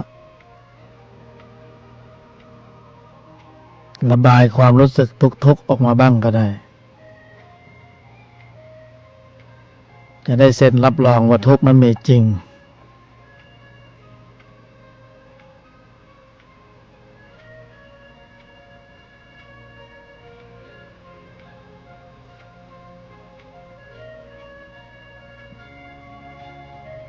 พอตนสร้างชั่วโมงธรรมได้ก็ต้องไปทดสอบ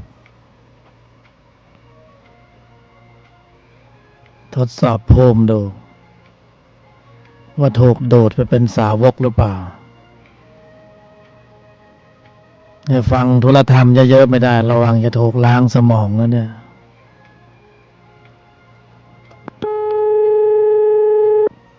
สายหลุดไปแล้วเชิญ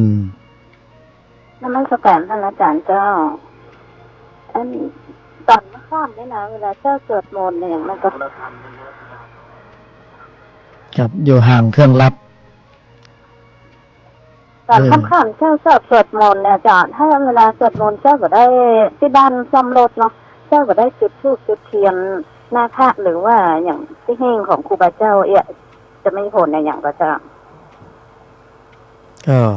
ผลก็คือเราไม่ได้จุดก็คือไม่ได้จุด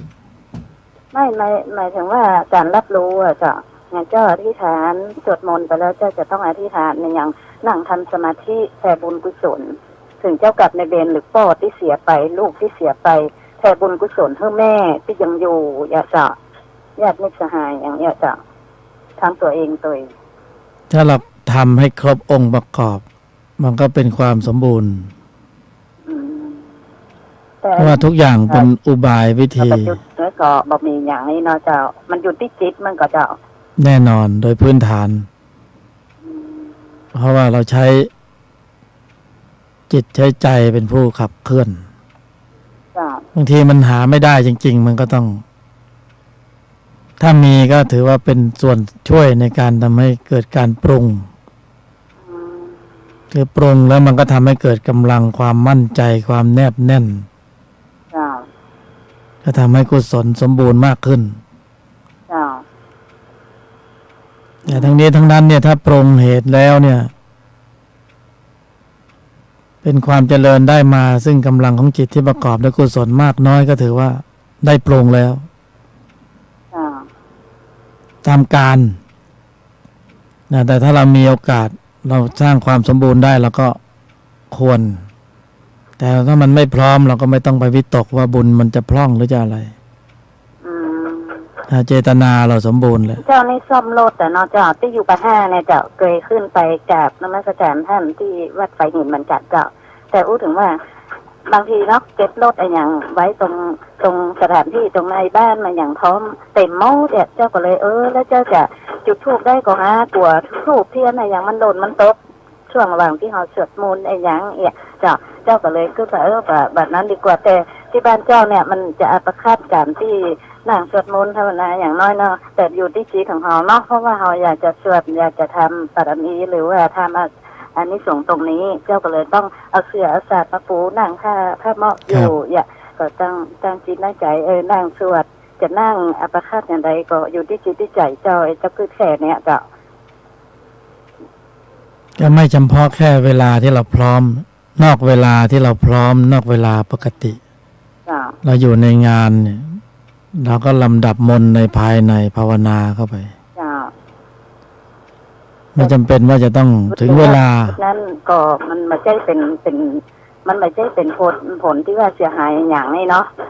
ก็คือว่าไม่ใช่ว่าได้จุดเลยเมื่อคืนนี้เจ้ามีโอกาสได้จุดเจ้าก็จุดที่นอกบางวันบางครั้งเจ้าบ่ได้มีโอกาสได้จุดก็คือว่ามันสถานที่อัปคัดอย่างเงี้ย เหมือนกับว่ากับที่อยู่ได้กับใจอยู่ยากเนี่ยเจ้าก็เลยวันไหนที่ได้จุดก็จุดที่บ่ได้จุดก็บ่ได้จุดแต่ก็นั่งภาวนาสวดมนต์เสร็จแล้วก็ฟังธรรมะเนี่ยเจ้าก็ฟังของเจ้าทุกวันทุกคืนจนกว่าจะรับเนี่ยครับคำตอบมีอยู่ในสิ่งที่เราได้ให้เหตุผลแล้วเจ้าสมบูรณ์ตรงนั้นแล้วเจ้าดำเนินไปให้ได้ต่อเนื่องเจ้า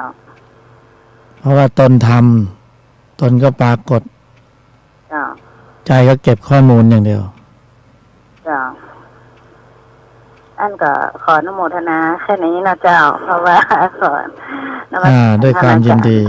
อนุโมทนาครับเจ้าของใจตัวนี้เจ้าก็ต้องถามก่อนเนาะเจ้า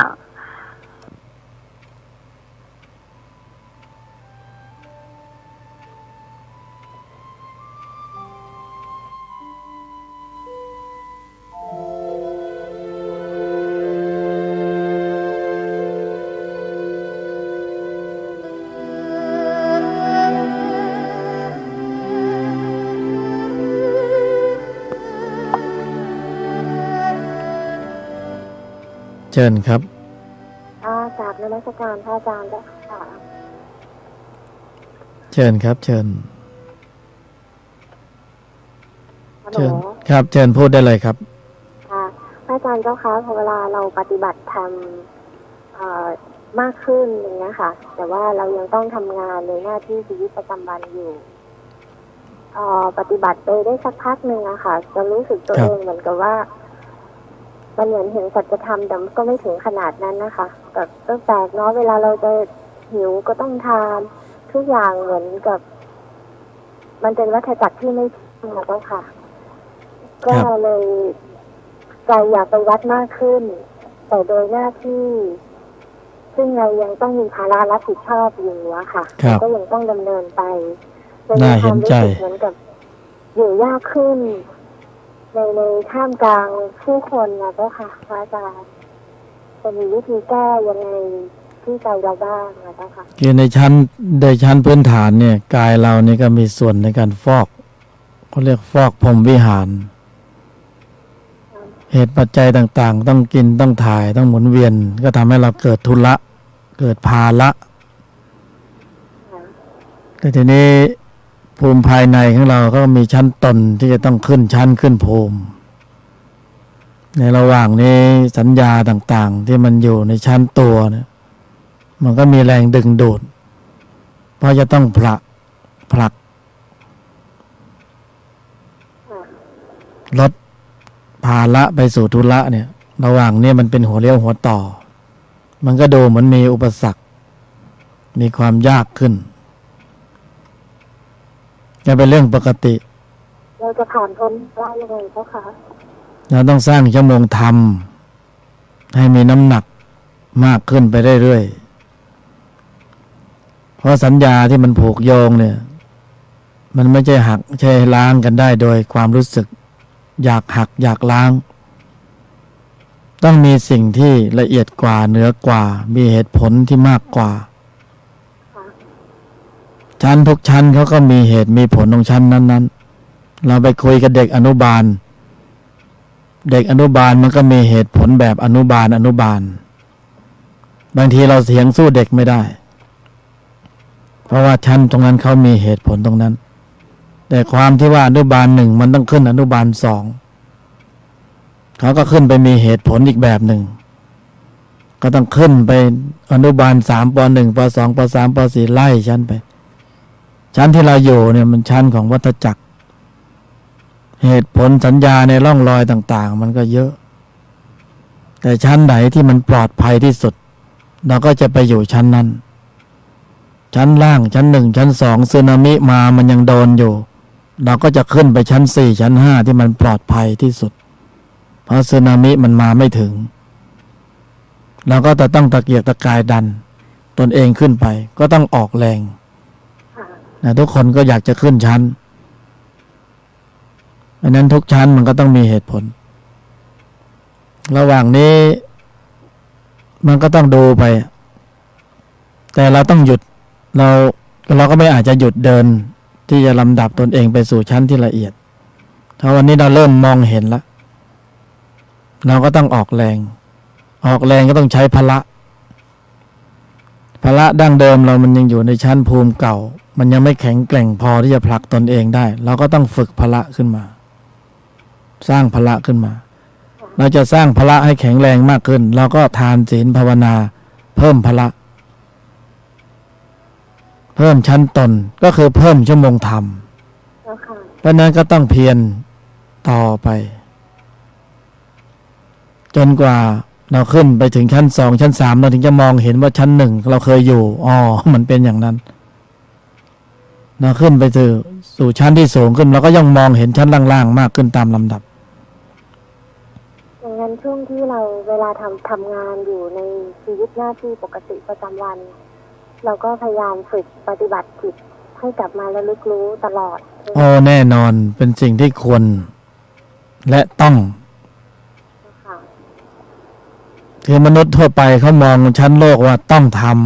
ำแต่เขาลืมว่าชั้นทำนั้นเมื่อไหร่ก็ได้เขาจึงทุกข์แต่ถ้าเขาเห็นชั้นตนที่ละเอียดกว่าเป็นชั้นที่ต้องทำชั้นโลกนั้นไม่ต้องไปถือสามันมากนักมันกลับกันนี่เราเห็นตรงนี้เราเริ่มมองแล้วมองเห็นฝั่งมองเห็นฝั่งเราต้องเร่งต้องเพียรสะสมชั่วโมงเพราะไม่มีใครได้กับเราจำเป็นต้องจะเข้าไปแบบปฏิบัติในวัดหรืออะไรหรือเปล่าเจ้าค่ะพระอาจารย์ก็ตามแต่เหตุปัจจัยที่มันถึงพร้อมถ้าเหตุปัจจัยถึงพร้อมเรามีวาระสัญญาต้องไปถึงตรงนั้นมันจะมีช่องว่างให้เราไปแต่ถ้าวาระสัญญายังไม่ถึงพร้อมเราจำเป็นต้องปฏิบัติอยู่ในท่ามกลางผลประโยชน์โลกแต่เราก็ต้องเก็บเกี่ยวผลบารมีก็มีธรรมที่รองรับชั้นนี้อยู่ก็คือเหตุผลที่เราจะต้องยอมหยุดเย็นนิ่งไหนไม่โต้ตอบต่ออารมณ์ของวัฏจักรทั้งหมดที่มากระทบมันไม่ง่ายแต่เมื่อเราทำได้สักครั้งหนึ่งผลบารมีจะเกิดตรงนั้นทันทีทุกอย่างมันเป็นอุปกรณ์มันมาสอบกันมาเป็นบันไดให้กันทั้งให้แก่กันและกันทั้งนั้นไม่ว่าจะเป็นพ่อแม่พี่น้องสามีภรรยาเพื่อนฝูงธุรกิจหน้าที่การงานสังคมต่างๆมันเป็นเครื่องกลั่นขึ้นอยู่ว่าวันนี้เราอยู่ชั้นไหนเราก็จะเห็นแบบชั้นนั้นถ้าเราอยู่ชั้นตัวอยู่เราก็มองไม่เห็นชั้นตนเราจะเห็นว่าชั้นตัวมันดีคงไม่มองว่าจะต้องมานั่งทำชั่วโมงทำแต่เราก็จะมองว่าจะทำยังไงจะให้ได้เงินเยอะๆเพราะว่าชั้นภูมิความรู้สึกเรามันอยู่ชั้นนั้นอยู่มันก็จะมองเห็นชั้นนั้นสำคัญที่สุดแต่ทุกชั้นกำลังพัฒนาขึ้นไปตามลำดับแสดงว่าเราจะต้องได้ละความเพียรใช่ไหมคะแน่นอนเราจะต้องเพิ่มข้อมูลของกุศลให้ได้มากที่สุดเท่าที่จะมากได้ลดข้อมูลอกุศลที่มีอยู่ให้ลดให้มากที่สุดก็คือสะสมชั่วโมงธรรมเราฟังธรรม2 ชั่วโมงนี้ก็ทุกอย่างก็ถูกเก็บเกี่ยวด้วยจิตของเราใจของเราไม่มีฟาวในชั้นนี้ได้กำลังของกุศลผลบารมีก่อเกิดก็ย่อมไปถูกสะสมรวบรวมเป็นกำลังแล้วก็ไปกลั่นเป็นดวงดีดวงบุญดวงธรรมโชคลาภวาสนาบุญบารมีตบะเดชเดชะอำนาจอิทธิฤทธิประสิทธิก็ต้องไปเส้นทางนี้แต่ถ้าชั่วโมงนี้เราสะสมในสิ่งที่เป็นอกุศลเรายอมไม่ได้หยุดไม่ได้เย็นไม่ได้ไหลเลื่อนไปตามกระแสสัมผัสวัฏจักรจิตขับเคลื่อนโลภะโทสะโมหะอวิชชาเป็นแรงขับทุกเหตุเพศภัยความวุ่นวายปัญหาต่างๆมันก็จะเริ่มรอเราอยู่ข้างหน้าเราเป็นผู้ฉลาดเราจะเลือกข้างไหน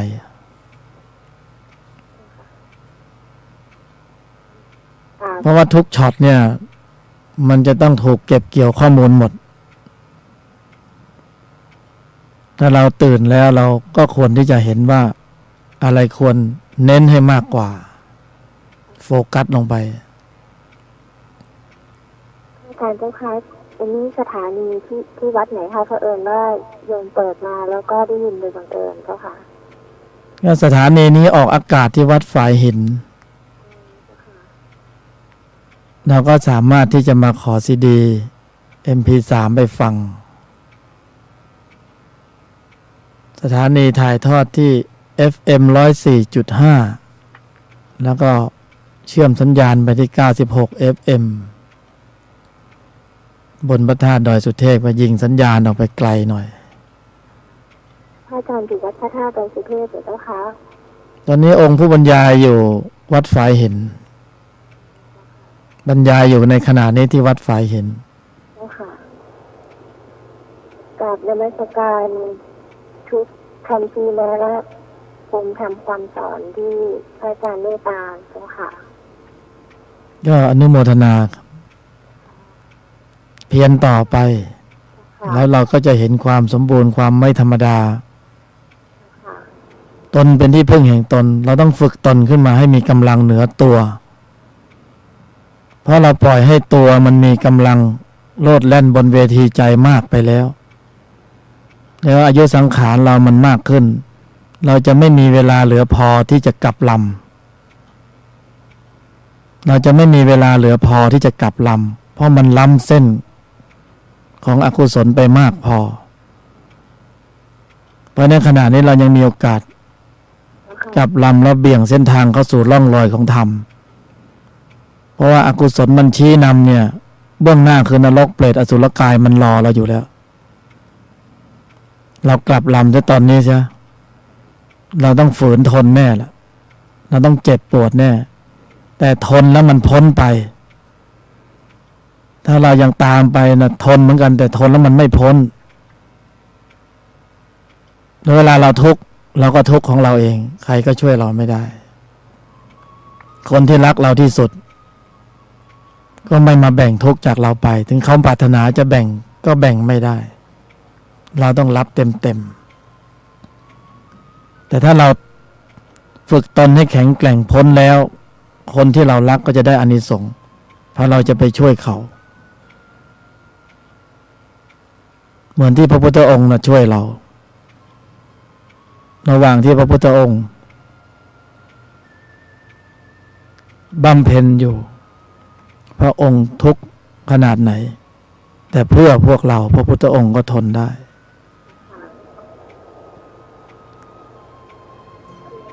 ขอโทษนะเจ้าค่ะโยมกำลังนมัสการองค์บรรยายพระอาจารย์ท่านใดอยู่อะเจ้าค่ะ ผู้บรรยายมีนามว่าผู้บรรยายยกธรรมเป็นฆราวาส อ๋อเจ้าค่ะ ก็เป็นกัลยาณมิตรของพวกเรา อยากทำใช่ไหมคะ ครับ ส่วนพวกเราจะให้เกียรติให้ค่าอย่างใดระดับไหนนั้นก็เป็นวาทะ เจ้าค่ะ ไม่มองตรงนั้น มองว่าเป็นเพียงแค่กัลยาณมิตรก็พอ เหตุผลภูมิปัญญาที่เป็นประโยชน์ ให้เราเก็บเกี่ยว กราบขอบพระคุณมากค่ะที่ได้ความกระจ่างขึ้น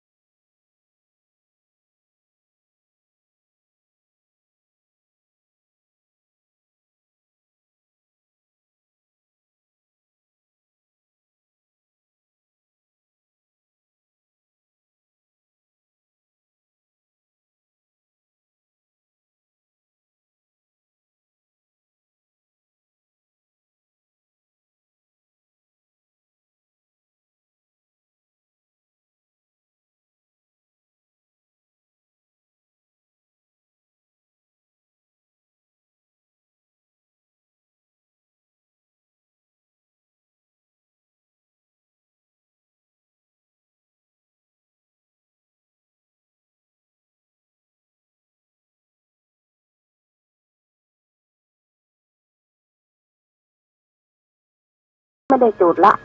ครับ เพราะเราก็เอาจิตใจเราเนี่ยน้อมระลึกถึงคำสั่งสอนขององค์พระสัมมาสัมพุทธเจ้าเนาะกราบด้วยความเคารพก็จะเป็นบุญเป็นกุศลละ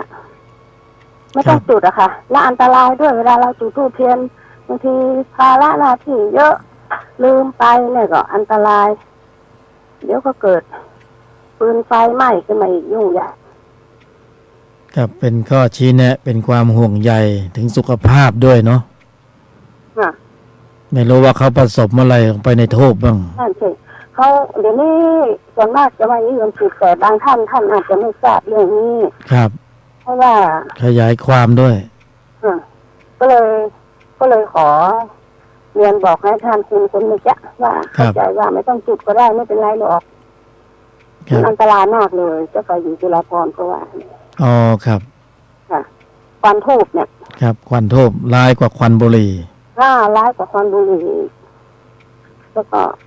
บางท่านก็ยังไม่มีใครทราบเรื่องนี้แล้วก็ช่วยกันบอกกันต่อไป ครับ นะ ก็เป็นความห่วงใย ค่ะ นะ ขอ สุ ข ข อบคุณอาจารย์มุ้ยเลยค่ะ ครับครับนุโมทนา ค่ะแล้ววันเสาร์เนี่ยบรรยายอีกเปล่าคะคือวันเสาร์ มีครับมี เหรอคะ 3 ทุ่มถึงเที่ยงคืน วันเสาร์วันพรุ่งนี้เนาะ วันเนี้ยเมื่อสุกร์ที่แล้วก็มีนะว่า เปิดฟัง96เนี่ยมีจะมีเสียงพระอะไรนะ ไปตามภูมินะครับ ฮะ ไปตามรายการของสถานีครับ อืม ครับ มันจะมีเสียงครึ่งชั่วโมงเลยยังไม่ออกเลย เสียงอาจารย์บุญเลิศยังไม่ได้ออกเลยอ่ะหมุนไปหา104ก็แล้วหมุนไป96ก็แล้ว72ก็แล้ว ไปตามการไปตามการ ทำการ ครับ ค่ะขอบคุณมาก ครั ค่ะ บ เหลือ3 นาทีเวลาจะหมดแล้ว ค่ะ ก็จะประชาสัมพันธ์หน่อย ค่ะ เรื่องเสื้อเกราะ ค่ะ นะเสื้อเกราะจะเป็นเสื้อขาวเนาะอนุโมทนา ขอบพระคุณมาก ครับ จะหลายท่านสนใจเสื้อเกราะ ก็คือเสื้อขาวปักหน้า กระเป๋าเป็นพระธาตุดอยสุเทพ ข้างหลังปักยอมหยุดเย็น นิ่งในไม่โต้ตอบ ก็หลายคนรู้สึกจะสนใจแล้วก็ตามไปที่โรงงาน ก็ได้ทราบว่าตอนนี้ได้เตรียมพร้อมสำเร็จรูปแล้ว จะเหลืออีกประมาณสัก70-80 ตัวพระรุ่นหนึ่งนี่ทำมาอยู่ประมาณ100 ตัว ตอนนี้ใครสนใจก็มีเบอร์ S เบอร์ M เบอร์ L หญิงชายก็ไปเลือกเอา ก็ประชาสัมพันธ์หน่อยสำหรับผู้สนใจกัลยาณมิตรของเรา จะใส่แล้วเอาไว้คอยเตือนสกิดใจว่าใส่เสื้อเกราะอยู่นะก็ไปหาซื้อได้ไม่รู้สึกเกรงใจไม่กล้าประกาศที่ร้านเวอร์สปอร์ตเลยตลาดรวมโชคไปหน่อยหนึ่งอยู่ซ้ายมือเลยตลาดรวมโชคไปทางแม่โจ้อยู่ซ้ายมือ ตอนนี้มีเตรียมพร้อมสำหรับกัลยาณมิตรผู้สนใจแล้ว ก็มีมติเห็นชอบจากหลายฝ่ายนะควรแก่การที่นำเสนอราคาพิเศษตัวละ350สำหรับผู้ใหญ่เด็กก็300เล่าสู่กันฟันเล็กๆถ้าใครสนใจก็สื่อสารต่อกับผู้บรรยายหยกธรรมที่มือถือ